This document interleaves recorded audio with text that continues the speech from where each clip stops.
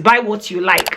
Since it was acquired, there has been reformulation. A bigger company will come and mix 90% water to 1% of fragrance oil. Alien has been reformulated. Alien wasn't smelling like the Alien we used to know.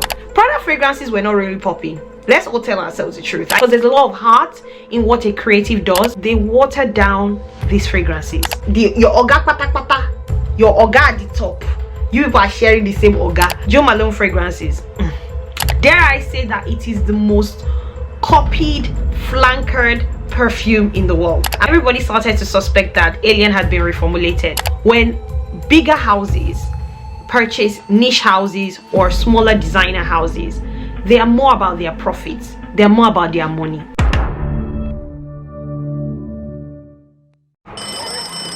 Alright, quiet on the set.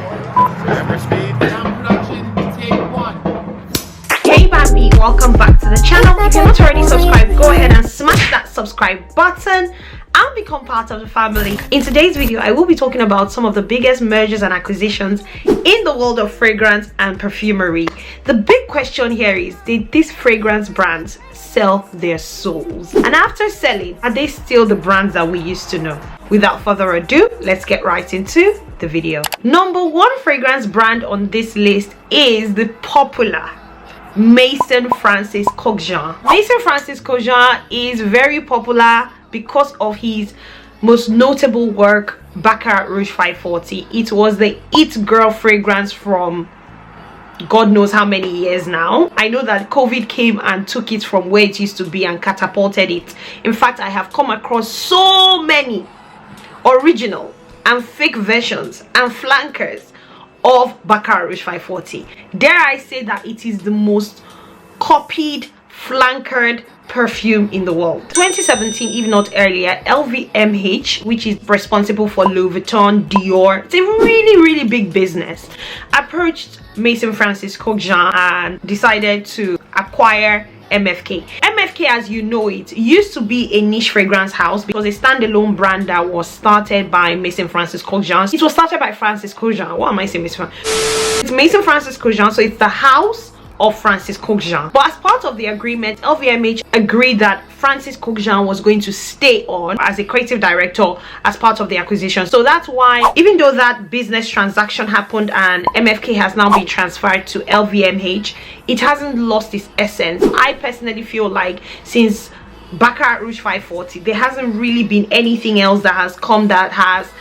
been able to quite knock off Baccarat Rouge 540. Sometimes that happens when you're a creative, that you have that one particular baby of yours, that one that does very well, that one that takes you to the limelight. Moving on, the second on the list is Kayali, that was acquired by Estee Lauder. Estee Lauder is another beauty brand company that is responsible for acquiring a lot of little brands. I'm not trying to generalize here, but what I do find is sometimes when you're a creative, you just want to focus on that. You just want to focus on making what you make. You want to focus on being good at what you are good at, and sometimes you want somebody else to handle the business, the finances. That might be what triggers all these transfers and acquisitions. Estee Lauder also has its own fragrance line. It has got the Erin Lauder line, who is the granddaughter or great-granddaughter of Estee Lauder. She also does have fragrances, and then they also have Kayali, and I'm sure they have so many other fragrance houses within Estee Lauder. Next on the list,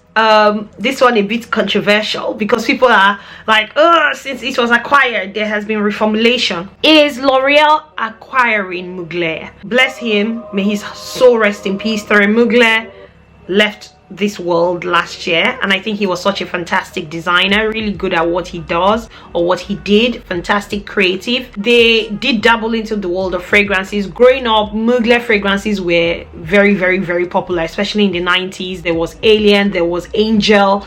Those were some of the fragrances I knew about. They have Aura, there was Humanity. L'Oreal acquired Mugler in 2020. It may have just been because Mugler wanted to focus on fashion or focus on other aspects of a business. Usually the details of why these things happen sometimes is never disclosed to the public. Anyways, L'Oreal bought Mugler over. So people suddenly started to notice that Alien wasn't smelling like the Alien we used to know. Everybody started to suspect that Alien had been reformulated.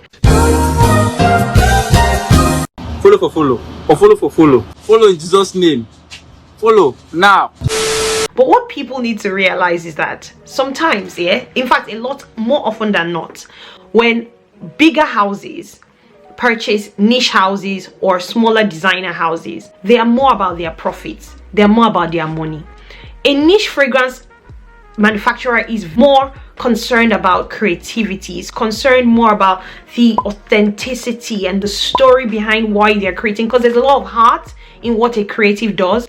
When it moves to a business person is not there thinking about heart and creativity and story. No, they are thinking about how can this reach a wider audience, and sometimes they water down these fragrances. If a fragrance concentration, let's say you were mixing 30% of water to 1% of perfume oil, a bigger company will come and mix 90% water to 1% of fragrance oil, just so that they have more of the fragrance to sell and to make more profit. I'm not saying that that's what happened in the case of Alien, but you just never know. There have been lots of suspicions that Alien has been reformulated, and I don't know if it has anything to do with the acquisition of Mugler, the fragrance line by L'Oreal. Next on the list is the acquisition of Jo Malone by the Estee Lauder line again. The Estee Lauder, LVMH, these are really big.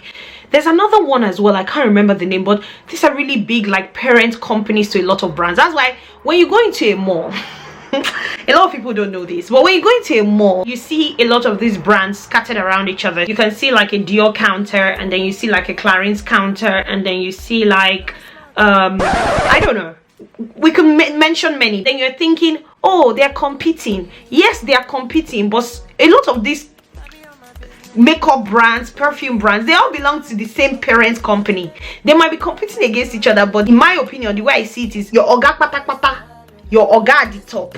You people are sharing the same oga. As a consumer, when you walk into these places, buy what you like. Don't be saying, oh, this person is competing with this person, because at the end of the day, you might be putting your money in the same pot on a wider scale. You just might not know, but you might put your money in the same pot. Anyways, back to Jo Malone. Jo Malone was started by a British lady, really nice fragrance house. He eventually grew the company to a point, sold it over to Estee Lauder. I think as part of the agreement, she was not going to be allowed to go on to do something similar, obviously, so that she would not take on Jo Malone customers. They have a cooling period between these contracts, and then after a couple of years, just so you see that she absolutely loves what she does, she went on to make Jo Loves, also a fragrance house, and I would consider that more a niche fragrance house because it's actually owned by her and it's individual, you know, and that's all they do. Jo Malone fragrances. Let's not talk about the performance. They're nice, so they're nice, but the performance questionable. Finally on this list is, I don't think this acquisition has quite taken place. I think there's just been a license. License is when somebody just gives you permission to do something as opposed to taking ownership or full responsibilities. In the world of property, the difference between a license, a lease, and an acquisition, let me just give that definition, but I'll use it in the world of property because that's the one I understand. Think about it this way: you buy a property, that's acquisition, so you bought it, you own it, it's yours.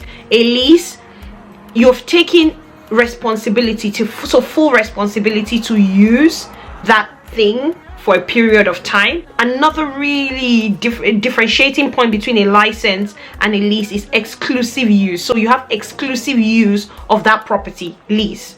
License, on the other hand, is where somebody gives you permission, but it's not exclusive and they can still exercise rights over that thing. I hope I've defined that right off the top of my head, but yeah, anyways, that is the difference. In this case, L'Oreal has a license from Prada to make fragrances under the Prada name, so they have permission for a period of time, of which that might then be renewed, extended, or that license might come to an end and expire on its own, and then obviously to go back to Prada to make their perfumes. For this period of time anyways, L'Oreal has the license to use the Prada name to make fragrances, and it just makes me to think, could that have been what has birthed the fragrance that we know as Paradox today? Because Prada fragrances were not really popping. Let's all tell ourselves the truth. Prada was popping at a point, and then they stopped making perfumes. Then all of a sudden they've come with Paradox. It's a lot more popular, there's been good marketing around it, and it just makes me to think, could the license be coming into play here? Those are some of the mergers, acquisitions, licenses, the top 5 that I could find that have happened in the world of perfume, in the perfume and fragrance industry. This might be a topic that interests you, it might be a topic that doesn't interest you. For me personally, I like to do research around fragrances and, you know, sometimes take us away from the regular fragrance haul and all of that type of content. Go ahead and let me know if you enjoyed this video. Go ahead and let me know if you learned anything new. Also, go ahead and do all of that good stuff, guys. Like, share, and subscribe. Guys, please like, please share, please subscribe. And until I see you again in my next video, because I look forward to seeing you again in my next video, stay beautiful, stay blessed. Hi and bye. I think I present my best. God, the noise, you know, which is, you know, I don't know, I didn't really know about love, and it is just so that that's one of the major now with the acquisition of with the acquisition of Alien and people suddenly this, you know, Louis Vuitton now I love LVMH is very time. I think the acquisition was that's number 1 transfer and acquisition for MFK to play with